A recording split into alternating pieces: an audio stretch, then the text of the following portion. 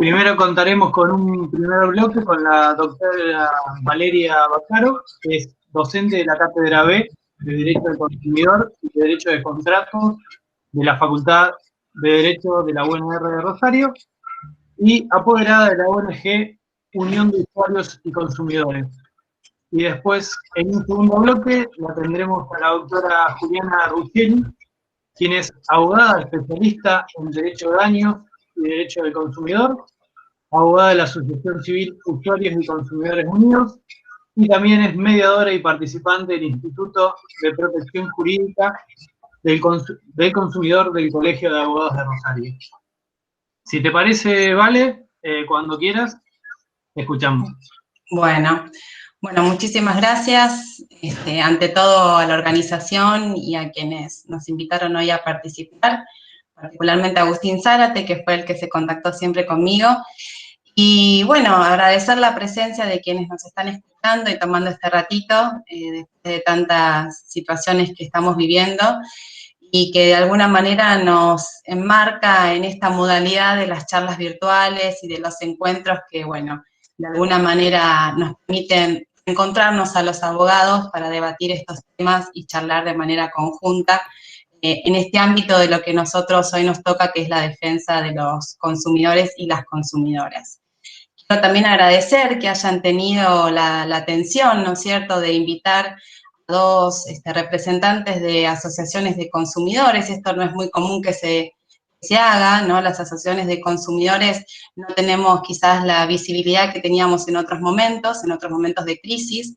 Por lo tanto, creo que la invitación de Leucina es muy apropiada para dar lugar a las voces de quienes nos encontramos detrás de las asociaciones civiles, de estas ONG, como muy bien dijeron, en este caso, dos asociaciones que tienen oficinas de atención aquí en la ciudad de Rosario. La realidad entonces es que marcamos un poco la charla, que desde luego daremos lugar luego a las preguntas o a las reflexiones que ustedes quieran hacer. Yo no tengo problema en la modalidad que sea, o me interrumpen o escriben, pero principalmente, bueno, enfocarnos en esto que se han dictado, ¿no es cierto?, serias normas, una serie de normas de necesidad y urgencia a través de decretos y comunicaciones del Banco Central de la República Argentina, que han de alguna manera demarcado otro escenario al que nosotros estábamos acostumbrados o al que veníamos trabajando en materia de contratos de consumo. Por lo tanto, hoy la primera parte está enfocada a dar un pantallazo, un panorama de cuáles son esas normas de emergencia que inciden en este derecho del consumidor. Para empezar, no puedo dejar de mencionar que nosotros ya estábamos dentro de una ley de emergencia dictada en el mes de diciembre del 2019, esta ley de emergencia 25.541, enmarcaba ciertas normas de revisión contractual, específicamente de créditos hipotecarios UVA, y que luego vamos a ver que se vuelve a de alguna manera marcar esa protección y aumentarla en lo que es el decreto de necesidad y urgencia 319 de 2020.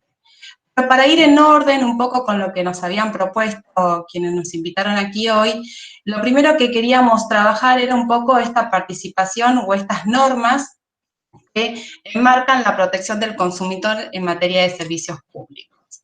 En materia de servicios públicos domiciliarios, nosotros teníamos la Ley de Defensa del Consumidor y las normas que allí regulan, orientadas a lo que es la información, la seguridad, el deber de advertencia, cuestiones de atención de reclamos en materia de servicios públicos y sobrefacturación e interrupción de servicio. Y perjuicio de ello, el año en que la Argentina también pasó por otra crisis, que era el año 2002-2001, también han habido situaciones donde las asociaciones de consumidores hemos estado al frente de los servicios públicos y sobre todo en relación a las tarifas de servicios públicos. La 24240 no menciona nada. En esa época de emergencia económica de la Argentina, las asociaciones jugamos un rol importantísimo y preponderante. En esa crisis del 2001-2002, las asociaciones trabajábamos codo a codo con ese entonces Poder Ejecutivo y hasta tuvimos participación en la UNIREM, que era esta unidad de renegociación de contratos de servicios públicos, donde se intentaba dolarizar tarifas y las asociaciones trabajamos para que ello no sucediese Incluso hubo varias acciones colectivas que frenaron los aumentos de tarifa que pretendían mantener sus precios en dólares. La realidad actual es distinta, las asociaciones no tenemos esa participación que sí tuvimos en aquel entonces, pero hay alguna mirada, quizás no la que desearíamos, para proteger a los consumidores en esta crisis generada como consecuencia de la pandemia COVID-19. Particularmente, a mediados de marzo, se dictó el decreto de necesidad y urgencia 311 del 2020. Ese decreto de necesidad y urgencia busca proteger a ciertos consumidores, no a todos. Hablamos de consumidores hipervulnerables, donde se los enumera diciendo que no se podrá suspender ni cortar el servicio de luz, de agua, de telefonía móvil, telefonía fija, ni internet, ni servicios de cable, a aquellos usuarios que sean beneficiarios de planes sociales, es decir, los que cobran la asignación universal por hijo, los que cobran la universal por embarazo, aquellos que resulten ser monotributistas por debajo de 2 salarios mínimos vitales y móviles, electrodependientes, también los pensionados y los jubilados que cobren por debajo de 2 salarios mínimos vitales y móviles, es decir, un universo muy pequeño y de consumidores que están en esta categoría de hipervulnerabilidad. En Santa Fe hay un decreto de nuestro gobernador que adhiere a este decreto, donde también se incorporan las pequeñas y medianas empresas, aquellas entidades sin fines de lucro, ¿sí?, que de alguna manera también son consideradas consumidores vulnerables en este marco, y lo que establece es que por 180 días no se puede suspender el servicio por falta de pago, ¿sí?, y que de alguna manera garantizan, en el caso de la telefonía móvil, del servicio de cable y de internet, un consumo o una posibilidad de tener un consumo más restringido, como prepago, postpago y demás. Esta medida, la realidad es que logra de alguna manera garantizar este servicio que es esencial para los consumidores y da un lugar que nosotros veníamos reclamando para otros servicios que hasta entonces no habían sido considerados esenciales, ni tampoco entraban en la categoría de servicios públicos domiciliarios, que son internet, telefonía móvil y TV por cable. O sea, todos estos servicios que estoy mencionando tienen un carácter esencial, ¿sí?, para la calidad de vida de los consumidores, y hoy más que nunca estamos viviendo cómo estos servicios son necesarios para garantizar derechos fundamentales de los consumidores, porque estamos haciendo esto a través de esta plataforma, nos estamos educando, nos estamos capacitando porque tenemos internet. Dejamos aparte los reclamos por la mala conectividad, la mala calidad del servicio, pero se denota en ello que es un medio necesario para la educación, para la salud, porque se están haciendo obviamente consultas remotas a los médicos. También es necesario para ello, estamos teniendo las clases de los chicos de primaria, de secundaria, es decir, estamos viendo que estos servicios son de carácter esencial, y este decreto de necesidad de urgencia así lo reconoce. Pero queda un universo de usuarios que están por fuera porque no están dentro del ámbito de aplicación subjetivo que yo nombré antes de estos usuarios hipervulnerables. Asimismo, también se fueron dictando medidas que tienen que ver con el crédito al consumo. Hemos presenciado, ¿sí?, allá por principios del mes de abril, cómo a través de una comunicación del Banco Central se suspendieron los vencimientos, se prorrogaron, se establecieron una serie, digamos, de beneficios para los usuarios de tarjetas de crédito de entidades bancarias, en los cuales en ese vencimiento del mes de abril se postergaron, luego se hizo una refinanciación de hasta 9 cuotas iguales y consecutivas, con un plazo de gracia, ¿sí?, de 3 meses, y que de alguna manera oxigenó el bolsillo de los consumidores que vieron durante el aislamiento ese medio de pago como un medio de pago posible y único. No sucedió lo mismo en mayo no hubo, ¿sí?, estas prórrogas de vencimiento, porque el gobierno dictó la otra medida, que es la de asignar estos créditos a tasa cero, en los cuales los beneficiados podían solicitarlo, y eso se inyectaba directamente hasta 150.000 pesos en los consumos de tarjeta de crédito. Hicimos las organizaciones de defensa del consumidor ciertos reclamos ante la Autoridad de Aplicación Nacional, me refiero a la Dirección de Comercio Interior. Porque estas disposiciones del Banco Central, que yo mencionaba, que son las 6949 y las 6964, tienen justamente un ámbito de aplicación específico para las entidades bancarias. Cuando sabemos que hay ciertas tarjetas de crédito, como son las de los supermercados o las de grandes tiendas y de compras, no estaban enmarcadas y esos usuarios quedaron también por fuera de la posibilidad de refinanciar esos resúmenes de cuenta del mes de abril. Por lo tanto, vemos que hay medidas, pero que quedan todavía un universo de consumidores sin contemplar. Esta situación, de alguna manera, los pone en desventaja, solicitamos que se dictasen medidas que los incluyeran, por el momento no tenemos ninguna respuesta a esa nota. También hay una resolución muy importante, que es la que yo hablaba de los créditos UVA. Todos sabemos que los créditos hipotecarios que se actualizan a través del sistema UVA y los créditos prendarios también ya tenían la atención de medidas por parte del Poder Ejecutivo. En esta ley de emergencia dictada en el mes de diciembre del 2019 ya había habido ciertos indicios para que las partes pudiesen renegociar esos contratos a raíz de ¿qué? De la gran crisis económica que estábamos atravesando. Todos sabemos, los créditos UVA se actualizan, ¿sí?, en base a ciertos índices inflacionarios, que también sigue el índice de precios al consumidor, lo cual, en la entrada en crisis que tenemos ya los argentinos de base, generó que las cuotas de los créditos hipotecarios UVA estuviesen muy por encima de lo que se estipulaba en una comunicación del Banco Central, que es la 6884, es decir, están muy por encima del 35%, ¿sí?, de los ingresos mensuales de los deudores consumidores. Por lo tanto, ahí hay un artículo 60 que establece que las partes deberían renegociar estos créditos y establecer, a raíz de la excesiva onerosidad que ha devengado, que se ha desquiciado esa equidad contractual, esa justicia contractual, invitando a las entidades bancarias y a los deudores a establecer alguna renegociación para poder seguir afrontando esos pagos. No obstante ello, esa ley de emergencia también lo que hizo fue justamente congelar las cuotas de los créditos hipotecarios UVA a la cuota de agosto 2019. Es decir, que el periodo entre septiembre y diciembre del 2019 quedó congelado sin aumento. Y en enero, una resolución del Ministerio de Desarrollo Territorial y Hábitat lo que hizo fue también congelar la cuota de enero 2020.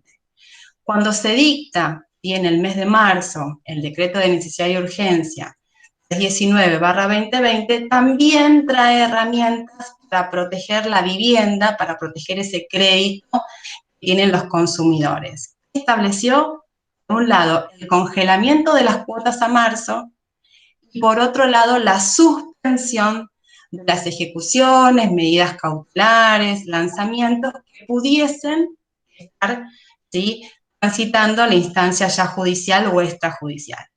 De esta manera, lo que hace es congelar la cuota al valor de marzo, y esa diferencia que se establece por 180 días, se congela la cuota desde marzo hasta el 30 de septiembre, luego va a tener que ser refinanciada con la entidad, establecer un plan de pagos que va a ser sin intereses, ¿sí?, cuotas iguales y consecutivas, pagaderas hasta en 3, incluso si este deudor, este consumidor, no puede actualmente pagar la cuota o hace pagos parciales, también establece la posibilidad de que esas sumas se puedan refinanciar, en este caso únicamente aplicando un interés compensatorio. No puede haber intereses punitorios ni tampoco penalidades para quienes no puedan hacer frente a esos créditos.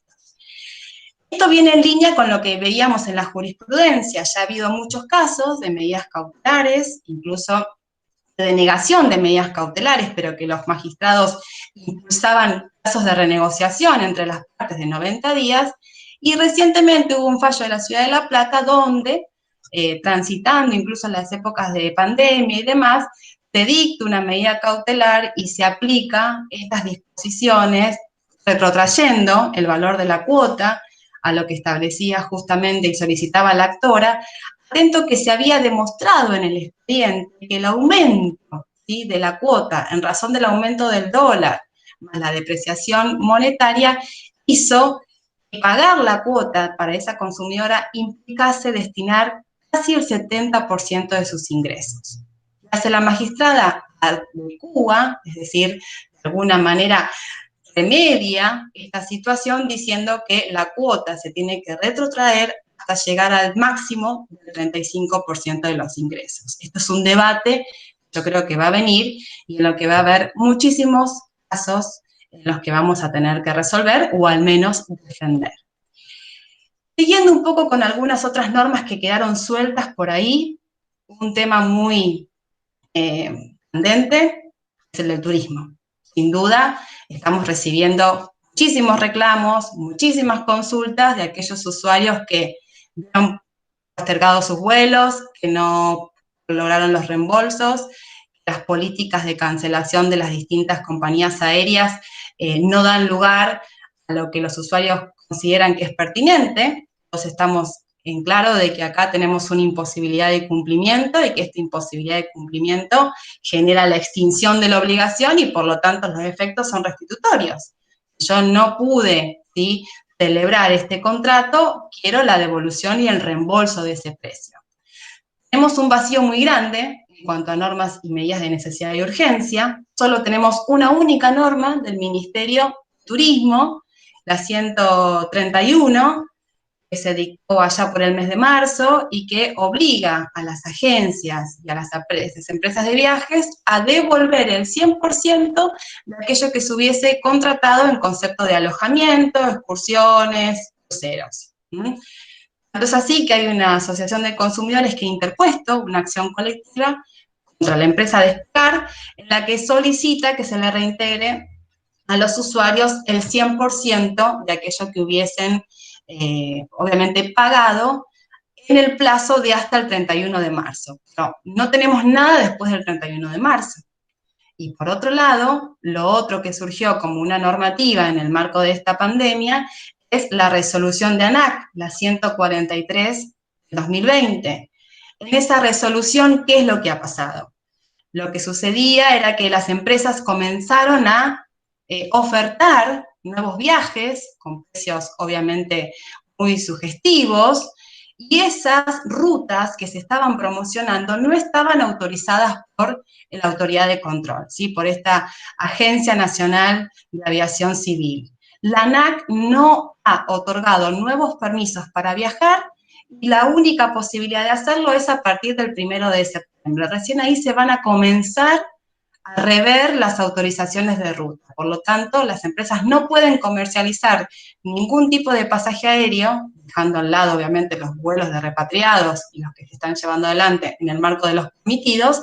No hay autorizaciones para volar hasta el 1 de septiembre.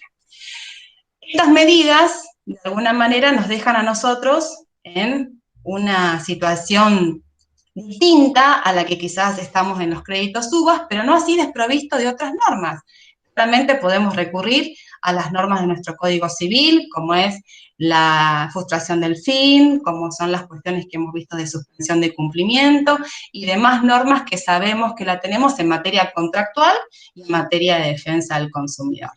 En definitiva, esto es una idea, una introducción de aquellas normas que nos han provisto desde las autoridades nacionales para mitigar algunos efectos de los consumidores que los vemos en crisis, muy vulnerables, y si me permiten, hay un cambio de paradigma en la vulnerabilidad del consumidor.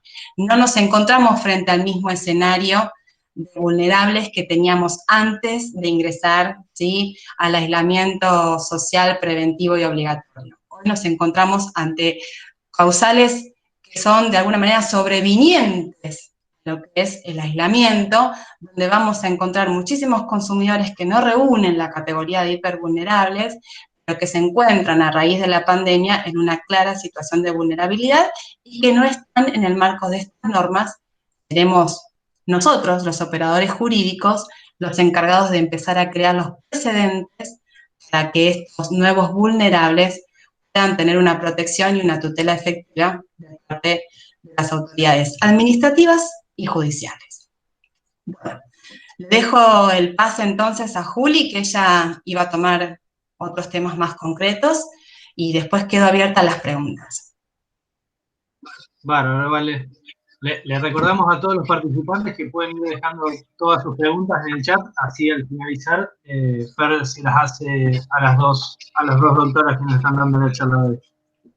Te escuchamos, Juli. Bueno, en primer lugar, también agradecerles por esta convocatoria. Bueno, Fernando fue el que me convocó a mí, Fernando Circa, así que muy agradecida a la Usina Social.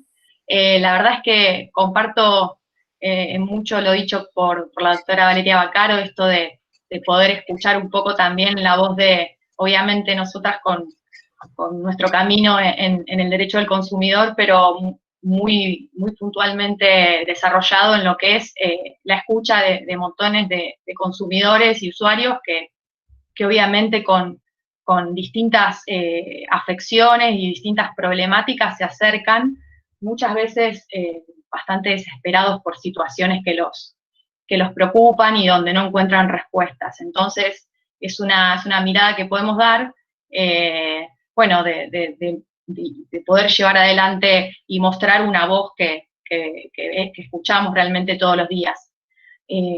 Eso, bueno, es lo que me trae también un poco a hablarles de los planes de ahorro previo, que yo creo que es un tema que hoy en día está quejando a muchísimos usuarios.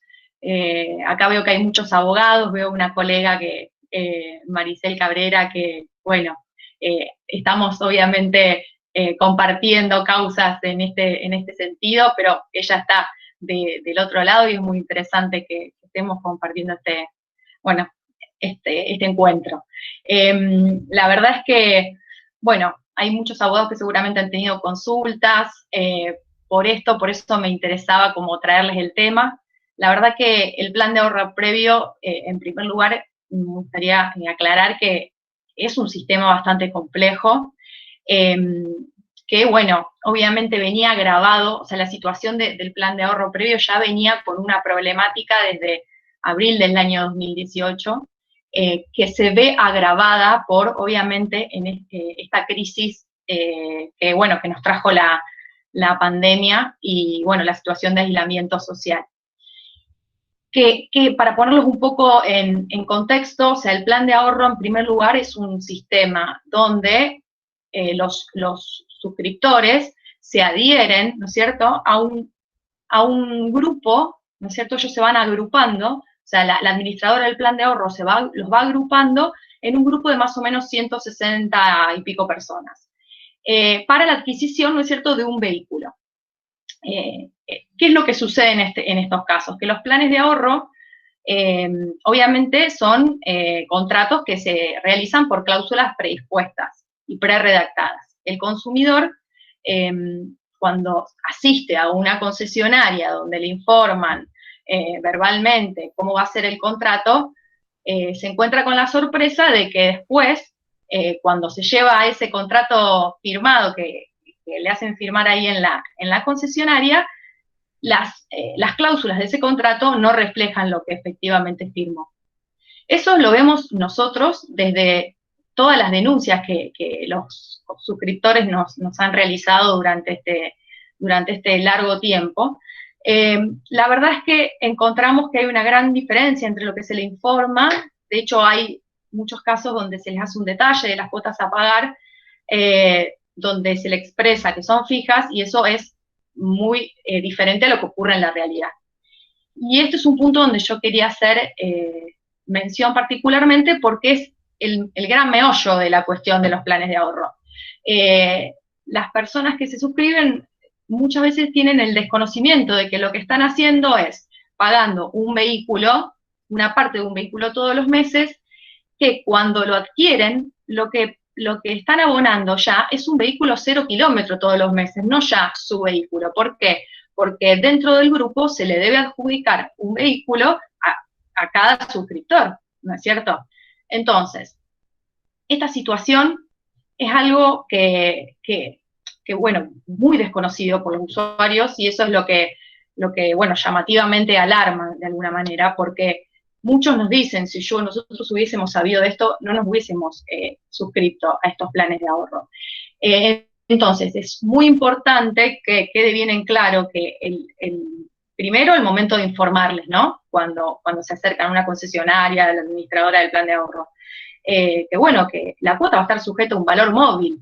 ¿Qué es el valor móvil? El valor móvil es este valor del vehículo 0 kilómetros, que está impuesto por un grupo económico que está conformado, a nuestro modo de ver, por supuesto, por la concesionaria, por la administradora del plan de ahorro y por la fabricante. Nos encontramos, o sea, ¿qué es lo que nos lleva hoy en día a realmente a ver cómo poder buscar un remedio ante esta situación? Porque ¿cuál es el estado de situación de hoy? Los suscriptores se encuentran con cuotas que les representan más del 50% de su sueldo.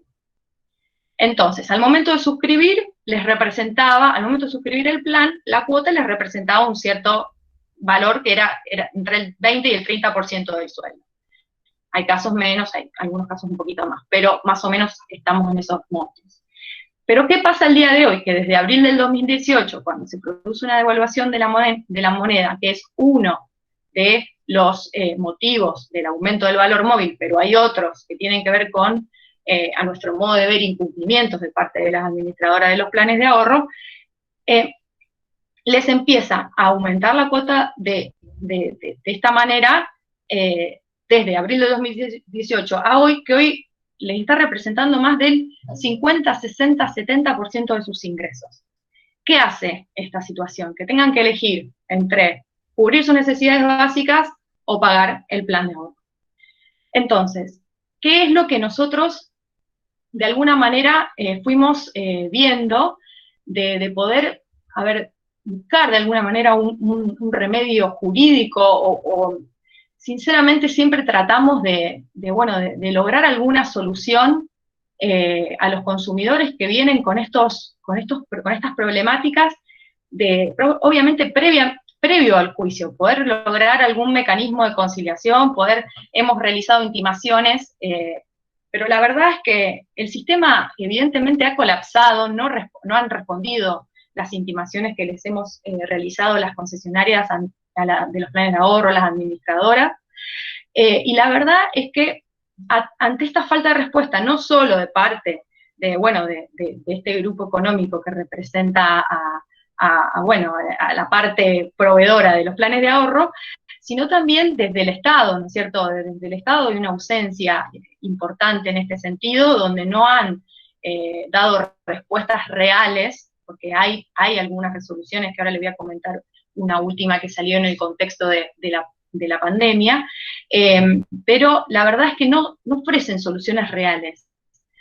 Al día de la fecha y en este contexto, los suscriptores de los planes de ahorro siguen recibiendo aumentos de 2.000, 3.000, 4.000 pesos de sus cuotas. Entonces, ¿qué es lo que nosotros vimos como una posibilidad? Porque realmente es eso, una posibilidad ante esta ausencia de respuesta.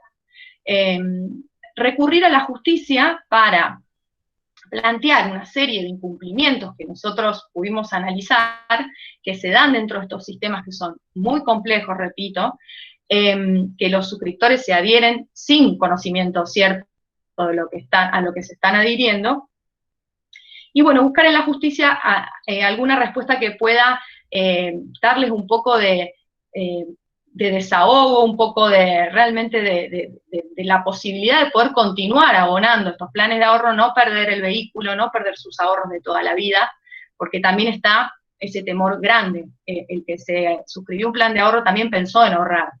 Es una realidad, eso lo vemos mucho nosotros también.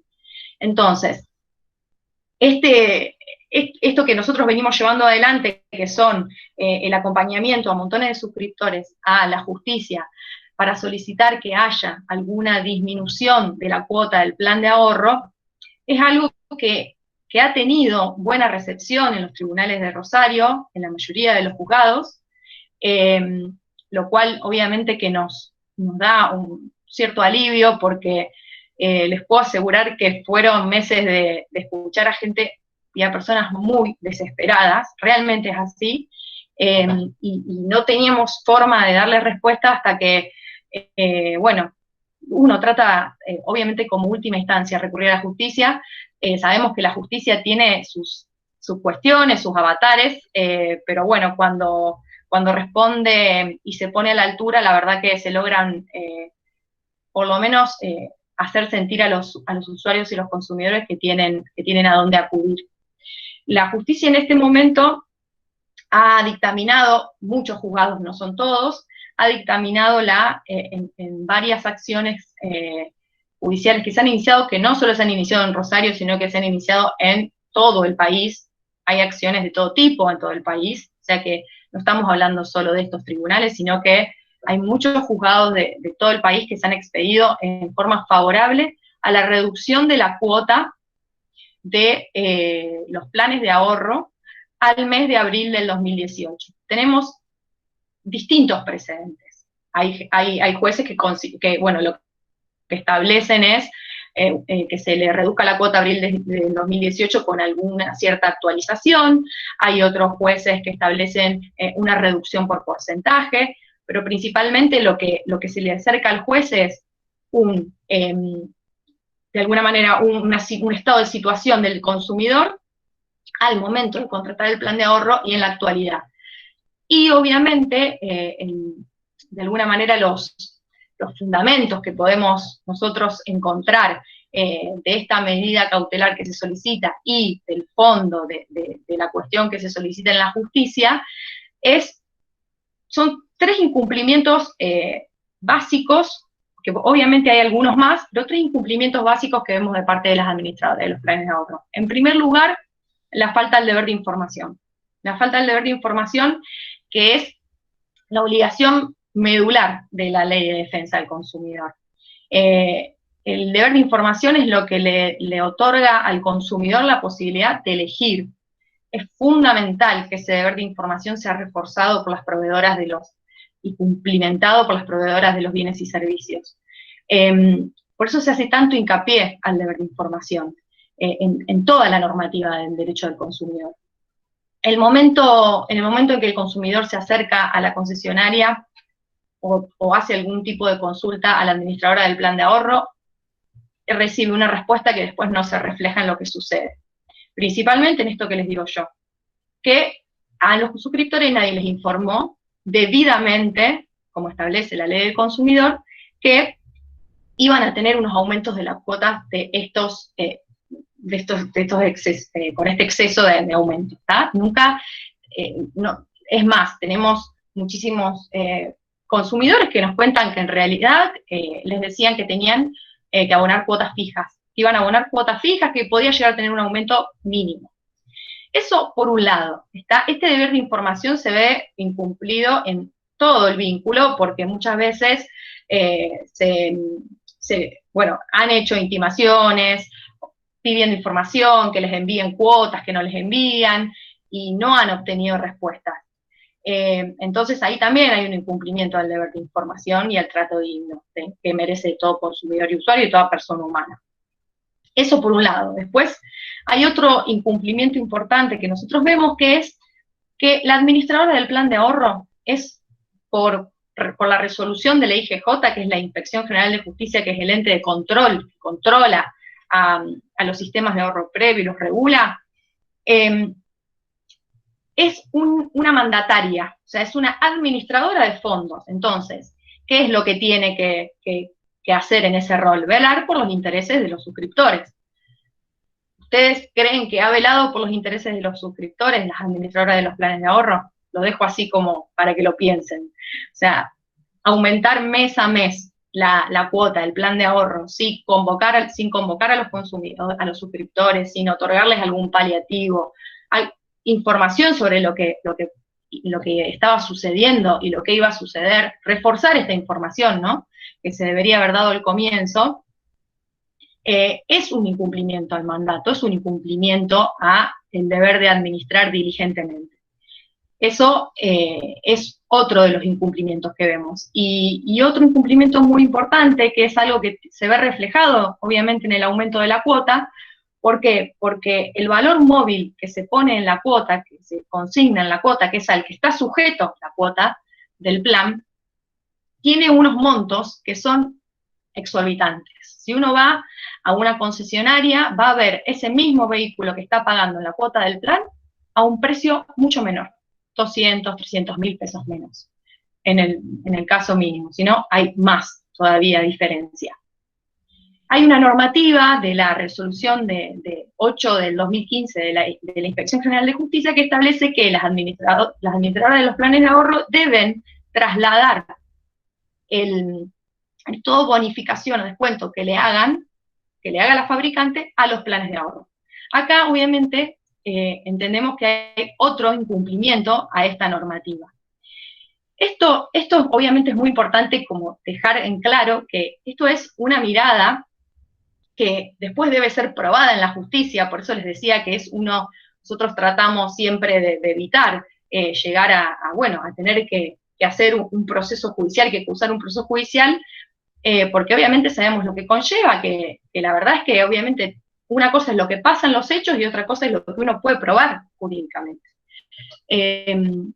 La verdad es que estos 3 incumplimientos que yo les mencioné son bastante claros y tienen bastante evidencia como para ser probados. Pero hay otros incumplimientos que a nosotros nos cuentan todo el tiempo los suscriptores de los planes de ahorro, que son más difíciles de acompañar con una probanza fuerte, ¿no?, dentro del proceso judicial.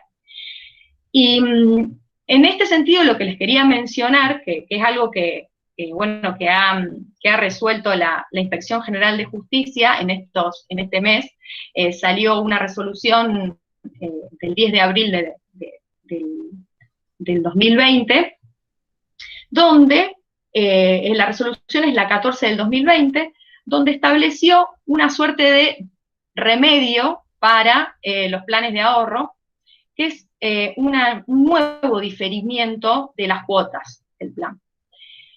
¿Por qué les digo un nuevo diferimiento? Porque ya la Inspección General de Justicia había establecido un diferimiento para la cuota en el año 2019.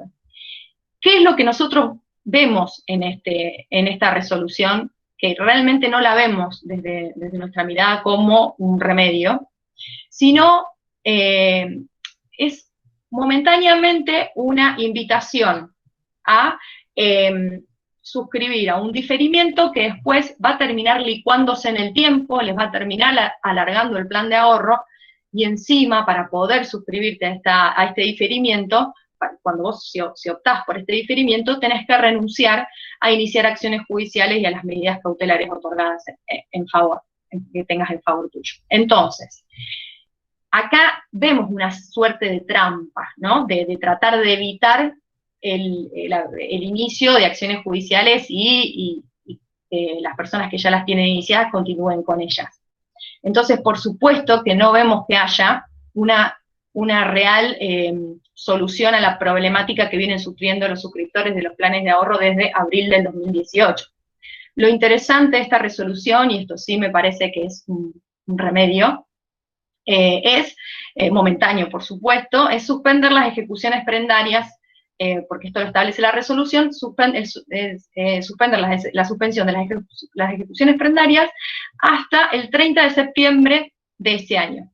O sea que ningún estudio jurídico de cobranza, ni ninguna administradora de plan de ahorro le puede amenazar a un suscriptor, que lo hemos visto y hemos recibido denuncias en ese sentido, con el secuestro del vehículo. Ni tampoco puede cobrarles intereses punitorios en el caso que abone o sea, si al suscriptor le quedó alguna deuda, si la abona, no le deberían cobrar intereses punitorios por esta misma resolución, que lo establece en todos los casos. No es necesario optar por el diferimiento para tener este beneficio. Pero bueno, en la realidad vemos que hay estudios jurídicos de cobranza que siguen con sus mecanismos de hostigamiento, donde no están haciendo lugar a esta resolución, tristemente porque no hace mucho tiempo estuve atendiendo a una persona hipervulnerable, o sea, que es muy importante tenerlos presentes, es una persona adulta, un jubilado de 77 años, al borde, sinceramente, al borde del llanto, porque lo estaban hostigando. O sea, realmente la situación de los planes de ahorro y de determinados sectores que vienen sufriendo estos aumentos excesivos, el sobreendeudamiento que después va a dejar, obviamente cuando termine la pandemia, qué es lo que va a pasar después. Coincido con Valeria, que decía que, bueno, se viene otra etapa donde va a haber que mirar realmente al consumidor y que existan respuestas del Estado, porque es realmente una necesidad imperiosa que el Estado se ocupe de estos sectores, que no solo sean los más vulnerables, sino que hoy va a haber nuevos vulnerables. El sobreendeudamiento es algo que nos preocupa muchísimo. Pero bueno, por último decir que es muy importante que durante muchísimos años el derecho del consumidor ha estado escalando en la mente de muchísimos operadores de la justicia, de legisladores, es un derecho constitucionalmente reconocido.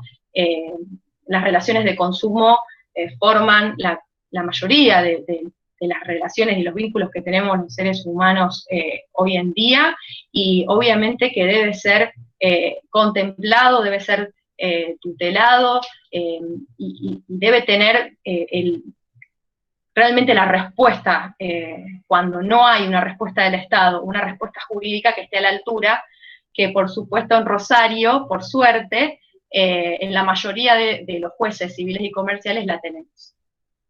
Pero bueno, quedo abierta también a si quieren hacer alguna pregunta de este tema o de algún otro tema. Yo elegí este porque me pareció que es un tema que está muy en vigencia, y la verdad que preocupa a muchísimos suscriptores, y seguramente hay muchos abogados que recibieron consultas en este sentido, así que abierta a cualquier pregunta o duda que les surja de esto o de otro tema. Bueno, clarísimas las dos. Buenas tardes a todos. En primer lugar, agradecer a ambas colegas por la claridad y la buena predisposición que tuvieron. Ahora vamos a transmitir algunas preguntas que estuvieron haciendo acá en el chat. Tómela quien considere, y si hay tiempo para las dos. Hay de distintas temáticas. Voy a arrancar con la de Luis Fernando Peyronel, que pregunta, es referida a los servicios fundamentales. Los mismos tienen un sistema de facturación donde quedamos cautivos por su forma. Los mismos presentan dentro de la facturación diferentes tarifas. Sujeto a una ley de consumo que data sin muchas modificaciones, 1975. Así pasa lo mismo, no entiendo la pregunta. Pasamos a otra. Vamos con la de Martín Domenech, que pregunta cómo es el procedimiento para reclamar ante una aerolínea por un vuelo que no se pudo realizar. ¿Se puede pedir que devuelvan todo el dinero? ¿Cómo hace? Habilita el micrófono, ahí está. Bueno, un poco para, si querés, retomar lo que decía el colega respecto de las tarifas y las cuestiones de la no reglamentación. Quiero decir que también en eso hubo una gran participación de las asociaciones de consumidores. Todos recordamos en los tarifazos del 2016, donde las protestas obviamente iban incluso hasta muy elocuentes, los bocinazos, todos debemos recordar, no hace mucho de todo esto. Pero bueno, hay un fallo, que es el fallo CEPIS, ¿sí?, contra Estado Nacional, que justamente es de una organización que tiene dentro de su objeto social la defensa del consumidor, donde establece la obligatoriedad de la participación ciudadana en el marco de las audiencias públicas para discutir las tarifas. Eso también coincido con el colega, hay una deuda pendiente sobre todo de la seriedad con la que se tienen que desarrollar las audiencias públicas, para que no sean simplemente cumplir con un requisito. Las audiencias públicas deberían tener un efecto vinculante y no solo consultivo, como suele suceder, Lo importante para rescatar en este fallo CEPIS es que la Corte Suprema de Justicia, cuando tuvo que decidir, además de que era de alguna manera ilegal ese aumento porque no había pasado por esta instancia previa, determina que las tarifas de servicios públicos tienen que ser justas y razonables, ¿no? Como dando parámetros y principios para interpretarlas. Respecto de las aerolíneas, bueno, todos también quizás tengamos claro la norma de defensa del consumidor, cuando se modifica en el año 2018, recibe un veto de ese entonces presidenta, donde se aplica la normativa de manera supletoria. No quiere decir que no se aplique, sino que primero se resuelve el Código Aeronáutico y obviamente en el marco de la justicia federal, y que de alguna manera la ley viene a suplir aquellas cuestiones. ¿Cómo se reclama con las aerolíneas? Hemos hablado y tenemos comunicación constante con la ANAC, en la Unión de Usuarios y Consumidores, y el mecanismo es muy complejo, ¿por qué? Que primero que para establecer los reembolsos hay que ver cuál es la política que la aerolínea tiene. En algunos casos ha ofrecido un 40%, en otros ha ofrecido 60%, en otros ofrece el reembolso, pero quiere cobrar los gastos administrativos, cuando estos gastos administrativos en realidad no deberían, ¿sí?, obviamente, ser descontados. Y la ANAC, que es esta administración, este ente de control, lo que hace es, si la empresa no cumple las normas, es multarlo, algo similar a lo que pasa con nuestra autoridad de aplicación. O sea, la empresa lo que va a hacer es ser multada, pero no es que la ANAC es un procedimiento para obtener una indemnización o para obtener el reintegro. Es un ámbito de conciliación, y si no se da la conciliación, la ANAC lo va a sancionar a la empresa. Por ende, lo que estamos recomendando es: los reclamos tienen que hacerse a través de los distintos medios que uno posee. Mails, página web, redes sociales, carta de documento, a todos aquellos que intervengan en la cadena. Si se contrató a través de una agencia de viajes, bueno, hay que hacer el reclamo ante la agencia. Si se contrató directamente con la aerolínea, ante la aerolínea. Están ofreciendo en su gran mayoría no los reembolsos, están ofreciendo obviamente los vouchers, los pasajes abiertos, con lo cual hay una gran crítica de los movimientos de los consumidores, porque estamos diciendo que los consumidores somos quienes estamos financiando a las aerolíneas, porque al no tener esa devolución, ese dinero sigue en ese lugar donde debería estar en el bolsillo de los consumidores. Pero momentáneamente no hay todavía precedentes. Yo mencionaba lo de la acción colectiva contra Despegar.com, donde no se hizo lugar a la medida cautelar. Por lo tanto, estamos frente a una situación todavía muy incierta y muy angustiante, porque hay consumidores donde perdieron, obviamente, el interés y la finalidad de ese pasaje, porque iban a ir a un simposio, iban a ir a un evento que ya se postergó y se suspendió.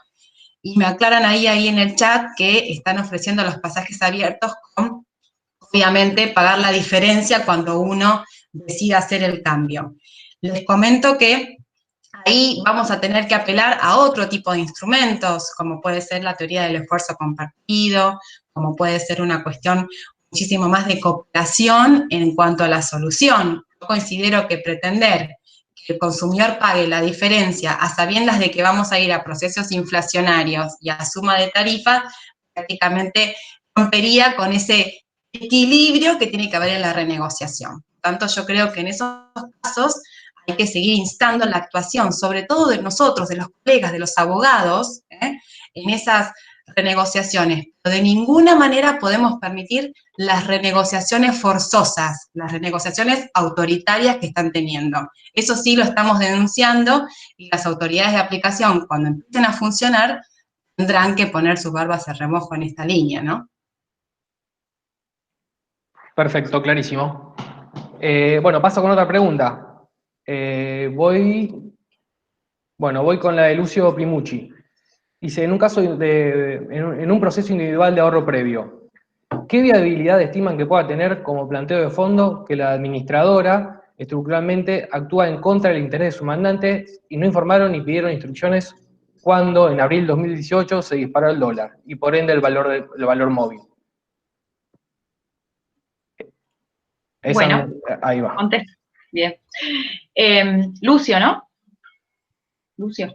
Bueno, Lucio, en realidad es uno de los motivos que yo mencioné como un posible incumplimiento a las reglas del mandato, del artículo 1324, si mal no recuerdo, del Código Civil y Comercial, que, bueno, podés invocarlo tranquilamente en ese sentido, más aún teniendo en cuenta que la resolución 8 del 2015 de la Inspección General de Justicia también hace mención a los deberes de diligencia y de velar por los intereses de los suscriptores que tienen las administradoras de los planes de ahorro. Por ende, es un planteo bastante viable a mi modo de ver. Doctora, y ya que, perdón que interrumpa, soy Lucio. Sí, hola Lucio. ¿Cómo podemos probar, sobre todo porque las administradoras o las concesionarias suelen tener el domicilio en Buenos Aires, si ve viable probar una situación jurídica abusiva además? Porque la administradora responde estimo yo, a los intereses, y que lo dijo usted, a los intereses de la fábrica y de la concesionaria, ver la posibilidad de probar el paquete accionario de las administradoras, que probablemente sea un socio o dos. ¿Eso se puede? ¿Cómo probatoriamente, cómo lo hago? Ya sé que con una informativa, pero sobre todo a nivel cautelar. ¿Cómo lo puedo hacer yo por afuera? Sí, Lucio, en realidad, primero...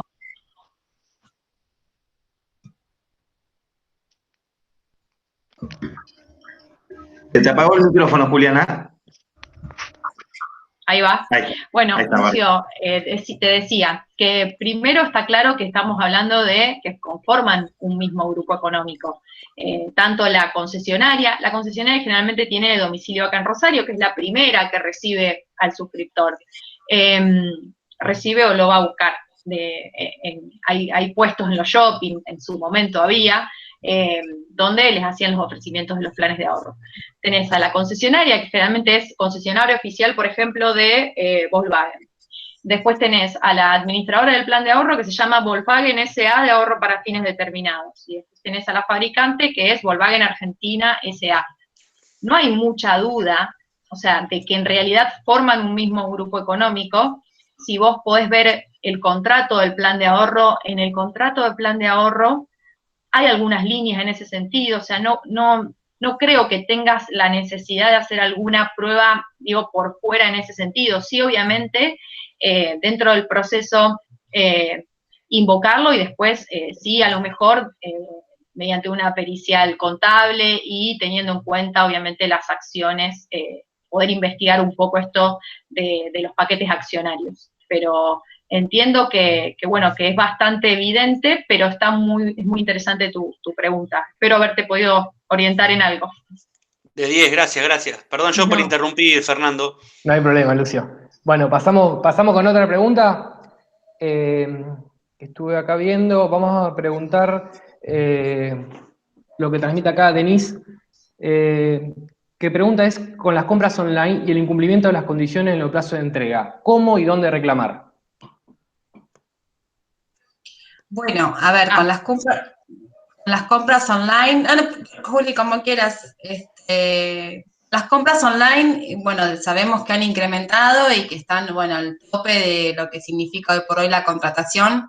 El incumplimiento con los plazos de entrega, hemos visto, digamos, en muchos usuarios que han rechazado entonces, obviamente los productos, atento a no haber cumplido con el plazo. Sabemos que las contrataciones a distancia tienen esa posibilidad de revocar la aceptación en el tanto en cuanto no se cumpla con las condiciones o tiene ese derecho de arrepentimiento. Incluso hemos tenido también reclamos de productos que han venido fallados, que no han funcionado, y que ha habido también reclamos porque no estaba obviamente el correo a disposición para poder hacer la devolución de la entrega, ¿sí?, de ese producto. Por lo tanto, los plazos consideramos que siguen estando extendidos en esos 10 días que tiene el consumidor para poder rechazarlo. Y en cuanto a los incumplimientos, es claro, o sea, si hay un plazo y no se entrega en término, está habilitado el consumidor para desasnar esa operación y obtener el reintegro. Así que en esos casos ha habido, ¿sí?, reclamos y consultas, y se han solucionado, bueno, de manera oportuna con la devolución del dinero, quizás costó que lo obtuviesen, pero las empresas han respondido, por lo menos en los reclamos que han entrado a Unión de Usuarios y Consumidores. Buenísimo. ¿Puedo Buenísimo. agregar? Sí, agregue. En cuanto a lo que decía Vale, quería agregar con respecto a los, hoy en día, los reclamos. Tenemos la información de que la Dirección de Comercio Interior a nivel nacional habilitó las conciliaciones por vía electrónica, o sea que uno puede hacer una denuncia, es un organismo que funciona bastante bien, uno puede hacer las denuncias vía web y en cualquier lugar del país tener una conciliación por vía Zoom, o sea, están tomando audiencias de conciliación por vía electrónica, o sea que podrías hacer también un reclamo ahí en el caso de que no tengas respuesta de la empresa, como, bueno, te comentaba Valeria. También, perdón, hay también un mail acá en la Dirección de Comercio Interior de Santa Fe, donde uno puede hacer las denuncias, pero la verdad es que el procedimiento de denuncias y audiencias, en este momento yo tengo entendido que no está funcionando. No sé, Vale, si tiene otra información, pero yo tengo entendido que no, porque no han respondido o sea, no están avanzando los reclamos que nosotros hemos hecho en su momento. El mail es consumidor.rosario@santafe.gov.ar. Y el COPREC ponen, que es esto que les comentaba, que está, es la Dirección de Comercio Interior a nivel nacional, lo ponen en la web, conciliación por medios electrónicos, y les va a salir seguramente, o COPREC, y les va a salir seguramente el lugar donde se pueden hacer las denuncias. Buenísimo. Agrego que la charla está siendo grabada, así que todos estos datos después van a estar compartidos en el canal de la usina en YouTube. Paso a otra pregunta. Acá preguntan, cuando el producto comprado por internet es de mucho más baja calidad y el pago se hizo por transferencia, y sumado a eso la empresa tiene un logo falsificando el negocio real, ¿qué puedo hacer? Entiendo.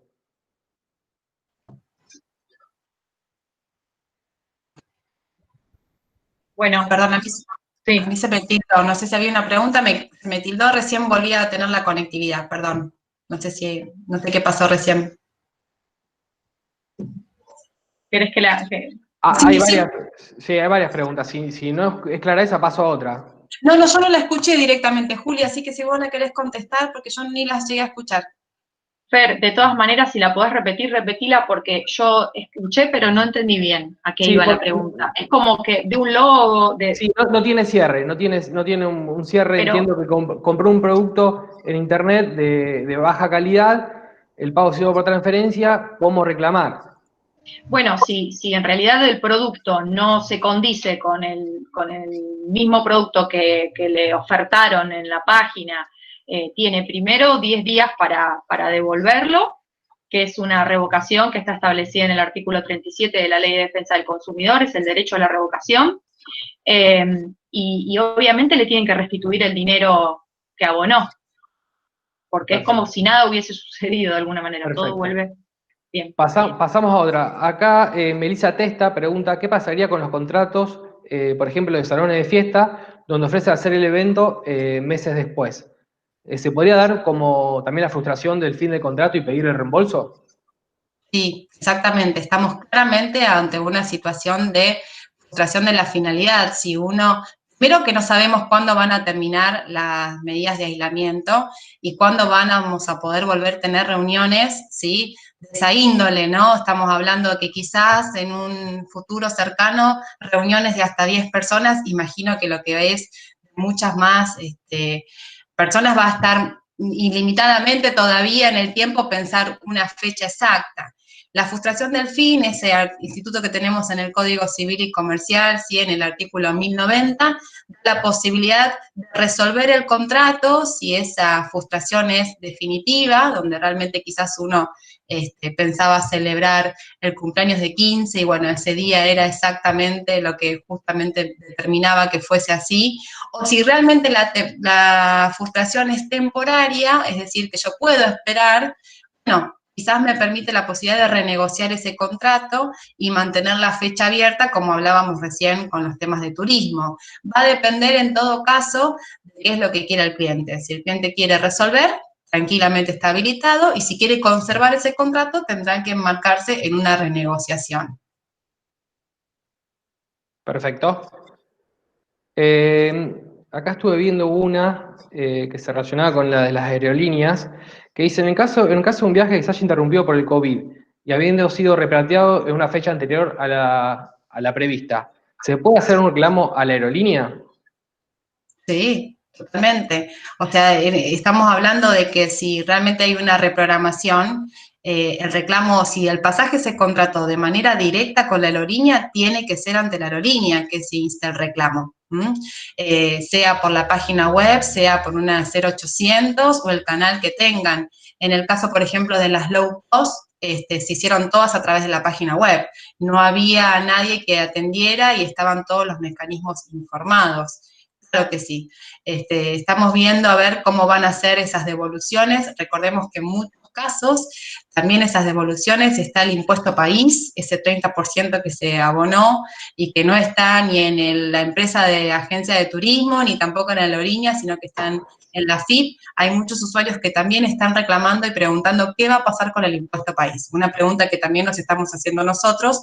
No hay medidas, no hay DNU, no hay ninguna resolución de parte de las autoridades que determinen qué va a pasar con ese costo también.